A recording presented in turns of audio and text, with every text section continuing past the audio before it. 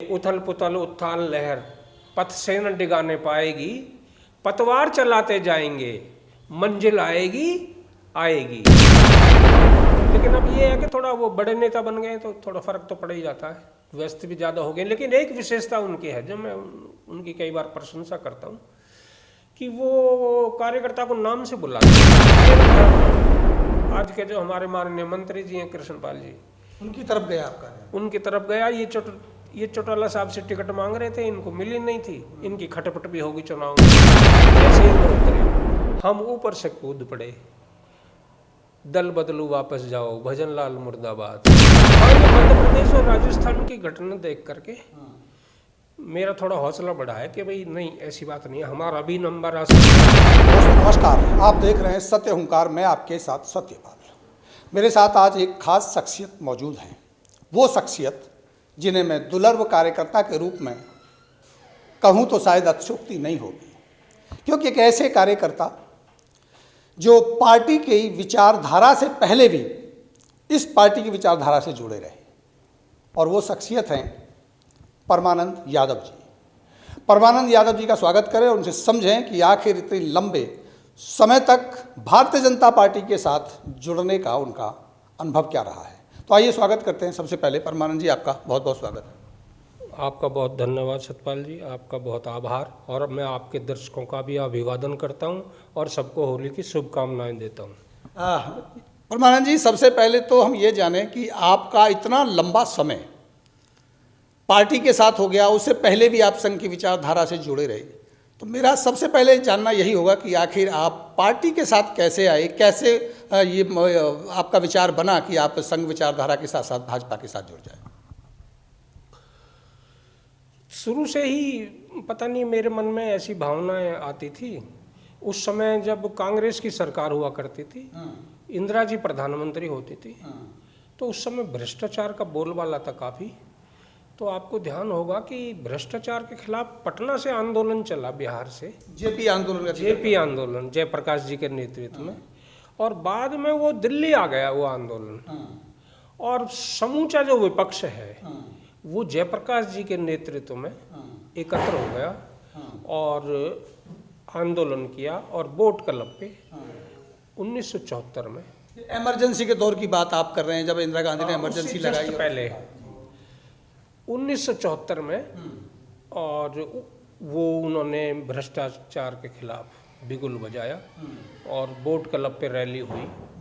उससे इंदिरा गांधी जो वो घबरा गई। उसी समय इलाहाबाद हाई कोर्ट से उनके विरुद्ध जगमोहन लाल सिन्हा जो जज थे, उन्होंने उनको चुनाव में भ्रष्ट तरीके अपनाने के आरोप में दोषी ठहरा दिया और उनका चुनाव रद्द कर दिया था। जबकि बात आप कर रहे हैं तब भारतीय जनता पार्टी तैयार नहीं हुई थी, जनसंघ हुआ करता था। उस समय तो भारतीय जनसंघ था। मैं शुरू से ही जनसंघ की विचारधारा से प्रभावित रहा। अटल जी और आडवाणी जी का मेरे दिमाग में बहुत असर रहता था, और चूंकि हम शुरू से ही आर्य समाज और इस प्रकार के उनसे जुड़ गए, तो मेरी विचारधारा जो है वो हिंदूवादी शुरू से ही। उसके बाद फिर मुझे संघ की विचारधारा आकर्षित करती थी, और मुझे एक बात से बहुत क्षोभ होता था कि इंदिरा जी प्रधानमंत्री होने के बावजूद वो संघ के ऊपर अनर्गल आरोप लगाती रहती थी कि संघ जो है वो सांप्रदायिक है, ये दंगे भड़काता है, ये मुसलमानों के खिलाफ है, और वो मतलब इस तरह की बातें करते थे वो। तो मुझे ये कौतूहल रहता था, मैंने कहा ये ऐसी बातें क्यों करते हैं, संघ के बारे में ऐसा क्यों बोलते हैं, आखिर संघ तो मुझे संघ को नजदीक से जानने की जिज्ञासा हुई। तो हमारे वहाँ शाखा लगनी शुरू हुई थी, तो मैं एक दिन शाखा में पहुँच गया स्वयं की प्रेरणा से ही, और वहाँ कबड्डी खेल रहे थे कार्यकर्ता, और कबड्डी खेलने के बाद फिर अंत में प्रार्थना बोलते हैं। तो उन्होंने मेरे को भी कहा कि जी आ जाओ आप भी, तो मैं भी पंक्ति में खड़ा हो गया। तो वो प्रार्थना बोली गई, तो वो प्रार्थना नमस्ते सदा वत्सले मातृभूमे त्वया हिंदू भूमे सुखम वर्धितोहम महामंगले पुण्य भूमे त्वदर्थे पतत्वेश कायो नमस्ते नमस्ते। तो मैंने कहा भाई इसमें तो सब बड़ी अच्छी बात है, मातृभूमि की वंदना है, मातृभूमि के लिए कुछ कर गुजरने की, मातृभूमि के लिए समर्पण की बात कही गई है कि ए मेरी मातृभूमि, आपने मुझे ये शरीर दिया है, आपकी छत्र छाया में पल के बड़ा हुआ हूँ और ये आपके कुछ काम आ जाए शरीर तो मेरे लिए बड़े उसकी बात है। तो मन की ये तो सब बहुत अच्छी बातें हैं, तो ये इंदिरा जी किस बात को लेकर के ये करती रहती हैं। तो फिर वो कार्यकर्ता बोले जी आप आने लगो तो बहुत अच्छा हो जाएगा। इसके बाद फिर आप भारतीय जनता पार्टी में? उसके बाद मैं फिर शाखा में जाने लगा। फिर मेरे पे संघ का ऐसा भूत सवार हुआ कि फिर मेरे को वो गण शिक्षक बनाया शाखा में पहले, उसके बाद मुख्य शिक्षक बनाया, फिर कार्यवाह बना दिया। फिर वो एक वर्ग आया 1982 में हुआ, वो 20 दिन का होता है, वो प्रथम वर्ष बोलते हैं उसे, संघ शिक्षा वर्ग।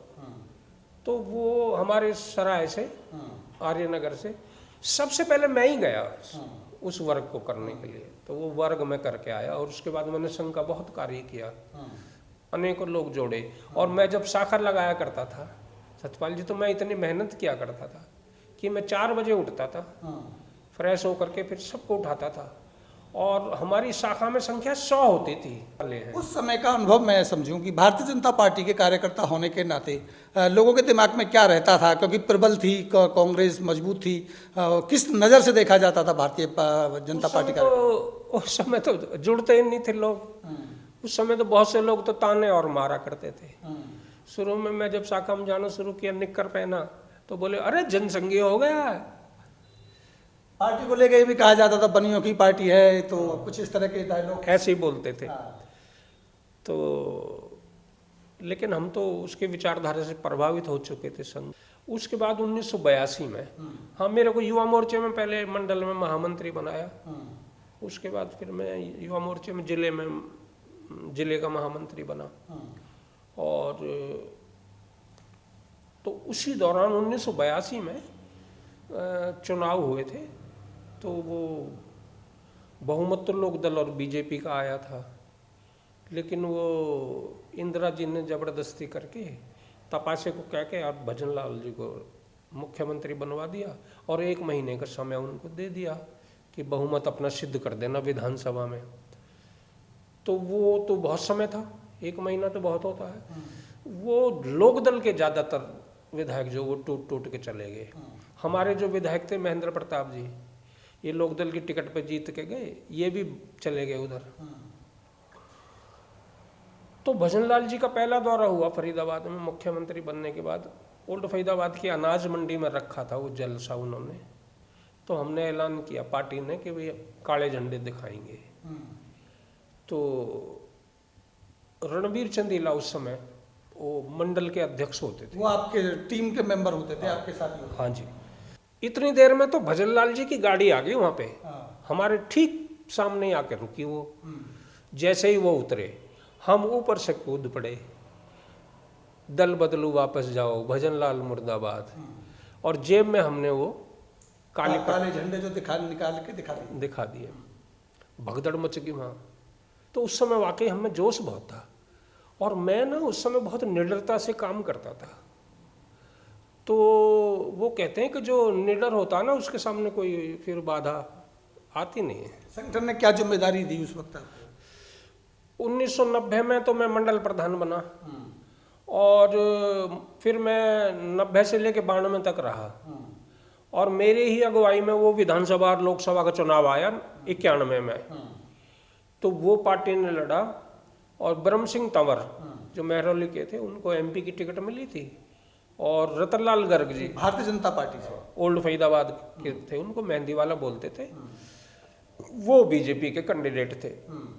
तो उस चुनाव के बाद वो मेरे ही, उस समय लोग ताने मारा करते थे जैसे कि अरे बीजेपी तो सरमाएदारों की पार्टी है, बनियाओं की पार्टी है, पूंजीपतियों की पार्टी है।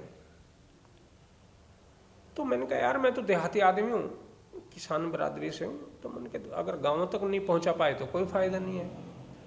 तो मैंने कहा ये गुजर बहुल क्षेत्र है, तो मैंने कहा संपन्न से कोई गुजर लाते हैं पार्टी में। क्यों, वो रणवीर चंदेला थे, उन पे बेचारे पे दाम नहीं थे, तो इसलिए वो चल नहीं पाए। गर्ग साहब ने भी उनको ये ना उभरने नहीं दिया। तो वो फिर संयोग से वो मेरा ध्यान आज के जो हमारे माननीय मंत्री जी हैं कृष्णपाल जी, उनकी तरफ गया आपका ध्यान? उनकी तरफ गया। ये चौटाला साहब से टिकट मांग रहे थे, इनको मिली नहीं थी, इनकी खटपट भी होगी चुनाव में। उसके बाद मेरी इनसे भेंट हुई, तो मैंने इनको कहा कि भाई आप हमारे साथ आओ। मैंने देखो गर्ग साहब को पार्टी के नाम पे इतने वोट में, आज तो बड़े नेता वो बन गए। हाँ जी, वो तो बड़े नेता बन गए, वो भाग्यशाली हैं, और वो ऐसी बात नहीं है, वो व्यवहारिक भी हैं, और संपन्न तो पहले से हैं ही परिवार में। तो राजनीति में संपन्नता तो एक जरूरी चीज़ है। अब आप उनको लेके आए और आज इतना बड़ा कद है, आपकी भी मुलाकात होती है आपकी? हाँ, मुलाकात क्या, खूब मुलाकात तो होती रहती है। वहाँ व्यवहार आपका उनके साथ कैसा है? अच्छा है, और ठीक है, सब बढ़िया है। लेकिन अब ये है कि थोड़ा वो बड़े नेता बन गए तो थोड़ा फर्क तो पड़ ही जाता है, व्यस्त भी ज़्यादा हो गए। लेकिन एक विशेषता उनकी है जो मैं उनकी कई बार प्रशंसा करता हूँ, कि वो कार्यकर्ता को नाम से बुलाते हैं, और कार्यकर्ता कोई फ़ोन करता ना उनको और वो व्यस्त रहे हों, तो वो बाद में फ़ोन करते हैं उस कार्यकर्ता को। लेकिन परमानंद जी, एक बड़ा सवाल यहाँ खड़ा होता है। कहा जाता है कि भारतीय जनता पार्टी अपने कार्यकर्ताओं का ख्याल रखती है, और आप कृष्णपाल जी की बात कह रहे हैं कि बड़े अनुभवी और बड़े अच्छे व्यक्ति हैं। लेकिन सवाल ये आएगा, मैं आपसे पूछूंगा गंभीरता से, कि आपने उस समय राजनीति की है जब आपने लाठियाँ खाई हैं, डंडे खाए, तब कोई झंडा उठाने वाला नहीं था, तब आप थे, और मुझे लगता है कि आपको शायद उचित मान सम्मान नहीं मिला, इसका कुछ लगता है आपको? क्या मैं सही कह रहा हूँ? कुछ हद तक ठीक भी है बात। वैसे अब 10 साल हो गए सरकार आए, तो सभी कार्यकर्ताओं की अपेक्षा होती है जो राजनीतिक क्षेत्र में काम करते हैं, कि भाई हमको सरकार आएगी, होगा तो हमें मान सम्मान मिलेगा। जब सरकार ना होती थी तब तो कोई यही नहीं होती थी कि भाई सरकार ही नहीं है, अब तो संघर्ष ही करना है। सरकार आने के बाद फिर जब मान सम्मान ना मिले तो तब थोड़ा महसूस तो होता है। कभी आपने टिकट वगैरह या कोई पद मांगा कभी? मैंने कोई इस तरह का विशेष प्रयास नहीं किया। मैंने कहा भाई हमारी तो पार्टी में बहुत हैं देखने वाले, और वो नज़र रखते हैं, कैडर बेस हमारी पार्टी है, तो ऐसा कैसे हो जाएगा कि मैं उनकी नज़र से अछूता रह जाऊंगा और मैं वंचित रह जाऊंगा। मैं ऐसा सोचता था, लेकिन पता नहीं अभी तक भी किसी की निगाह नज़र पड़ी नहीं है। और जबकि सबके साथ मैंने काम किया, खट्टर साहब के साथ भी, धनखड़ साहब के, सुभाष बराला जी के, इवन रामलाल जी के साथ भी काम किया जो राष्ट्रीय संगठन मंत्री थे। तो मैं उस तरह से लेता हूँ उस बात को कि भाई हो सकता है ये राजयोग मेरे भाग में ना हो। कृष्णपाल जी से कभी आपने अपने मन की व्यथा बताई कभी? अच्छे हुए हैं आप? हाँ, अभी पीछे बात हुई थी उनसे जनवरी में, तो उन्होंने कहा था कि हाँ परमान जी आपको चेयरमैन बनवाता हूँ अब। तो मैंने कहा भाई ठीक है नेताजी, चेयरमैन बनवाओगे तो आपका आभारी रहूँगा। उसके बाद भी उन्होंने 1-2 बार दोहराया है, तो ठीक है, वो अगर बनवाएंगे तो। पिछले समय से जो देखा जा रहा है परमानंद जी, मध्य प्रदेश में हुआ, राजस्थान में हुआ, और चाहे अब हरियाणा की भी बात करें, अभी नायब सिंह सैनी को बना दिया, एक आम आदमी को बना दिया, और मोदी जी भी कह रहे हैं, पार्टी के अन्य लोग भी कह रहे हैं कि अब आम कार्यकर्ताओं की जगह भारतीय जनता पार्टी में मान सम्मान मिलता है। तो आपको उम्मीद जगती है कि कभी आपका भी कोई कॉल आएगा और आपको एक अच्छे मान सम्मान के साथ आपको नवाजा जाएगा? हाँ, ये मध्य प्रदेश और राजस्थान की घटना देख करके मेरा थोड़ा हौसला बढ़ा है कि भाई नहीं, ऐसी बात नहीं है, हमारा भी नंबर आ सकता है। तो मैंने अब ये कार्यकर्ताओं के आग्रह पे अब ये तय किया है कि मैं बायोडाटा बना के और मैं भी पार्टी से अब टिकट मांगूंगा और कहूँगा कि जी अब मैं 68 साल का तो अब हूँ, उसके बाद आयु ही कहाँ बचेगी, तो अब इस बार हमको मौका दिया जाए विधानसभा चुनाव में। होता है परमान जी, आपने दोनों समय देखे हैं। वो समय भी आपने देखा है जब झंडा उठाने वाला कोई नहीं था, और आज भी समय देखा है जो पूरे भारत में बीजेपी का झंडा लहराता है। अटल अडवाणी वाली भारतीय जनता पार्टी की विचारधारा बदल गई, ऐसा लोग कहते हैं। आप कितने सहमत हैं इस बात से? नहीं, खैर बदली तो नहीं है, लेकिन मूल तो विचारधारा वही है। काम करने का तरीका में थोड़ा सा अंतर हो सकता है। वैसे पहले अधिकारी ये कहा करते थे कि भाई हमको पराक्रम करने वाले कार्यकर्ता चाहिए, परिक्रमा करने वाले नहीं। जब सरकार ना होती थी, संघर्ष के दिन होते थे, तो हम उस पे चलते थे कि अभी पराक्रम करना है। और अब सरकार आने के बाद हम देख रहे हैं वो कुछ उल्टा ही हो रहा है। अब जो परिक्रमा करने वाले हैं, चापलूसी करने वाले, वो लोग तो आगे आ गए, और जो पराक्रम करने वाले हैं वो पीछे छूट गए।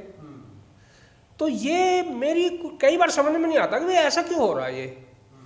तो इससे थोड़ा सा दुख होता कई बार, लेकिन फिर भी मुझे उम्मीद है कि भाई ऐसी बात नहीं, भाजपा में फिर भी कार्यकर्ता की कदर है, और देर सवेर। लेकिन मध्य प्रदेश की जो पर्ची निकली है उससे तो हाँ, उम्मीद बनी है कि भाई जरूर हमारी ओर भी ध्यान जाएगा और हमको भी अवसर मिलेगा, ऐसा मुझे प्रतीत होता है। क्योंकि हम तो उस मत के हैं कि भाई ये उथल पुथल उत्थान लहर पथ से न डिगाने पाएगी, पतवार चलाते जाएंगे, मंजिल आएगी आएगी।